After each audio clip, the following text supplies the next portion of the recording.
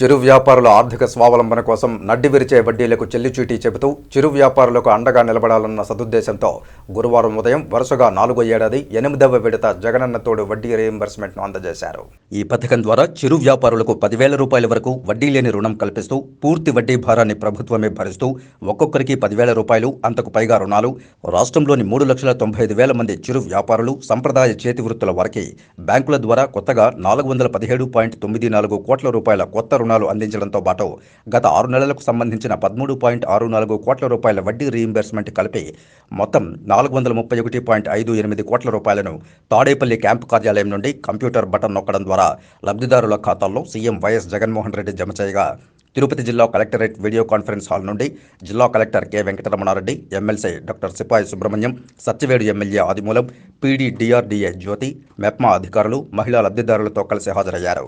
ఈ సందర్భంగా జిల్లా కలెక్టర్ వెంకటరమణారెడ్డి, ఎమ్మెల్సీ సిపాయి సుబ్రహ్మణ్యం, ఎమ్మెల్యే ఆదిమూలం సంయుక్తంగా మాట్లాడుతూ గ్రామాలు, పట్టణాల్లో ఫుట్పాత్ల మీద, వీధుల్లో తోపుడు బండ్ల మీద వస్తువులు, కూరగాయలు, పండ్లు అమ్ముకుని జీవించేవారు, రోడ్ల పక్కన టిఫిన్ సెంటర్లు నిర్వహించేవారు, గంపలు, బుట్టల్లో వస్తువులు అమ్మేవారు, సైకిల్, మోటార్ సైకిల్, ఆటోలపై వెళ్లి వ్యాపారం చేసేవారితో పాటు సంప్రదాయ చేతి వృత్తుల కళాకారులు, ఎత్తడి పని చేసేవారు, బొబ్బిలి వీణ, లేస్ వర్క్స్, కలంకారీ, తోలుబొమ్మలు, కుమ్మరి తదితర వృత్తులపై ఆధారపడి జీవిస్తున్న వారందరికీ ఈ జగనన్న తోడు పథకం ఓ వరమని తెలిపారు.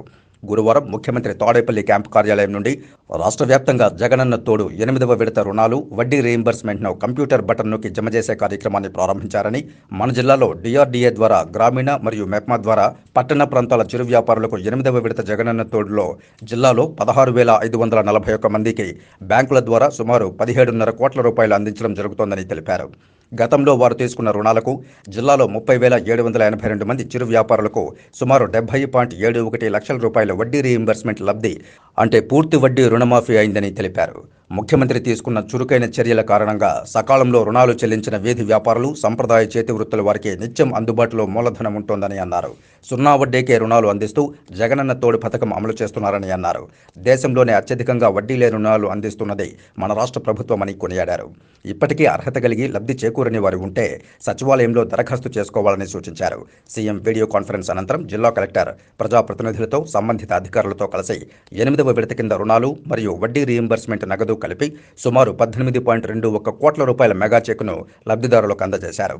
ఈ కార్యక్రమంలో డిఆర్డీఏ, మెప్మా అధికారులు, సిబ్బంది, మహిళా సంఘాల సభ్యులు, లబ్ధిదారులు పాల్గొన్నారు. జగనన్న తోడుకు సంబంధించి దాదాపు 71 లక్షల రూపాయలంటే చిరు వ్యాపారులందరికీ లోన్స్ 10,000 రూపాయలు ఇస్తారనే విషయం తమకు తెలిసిందే.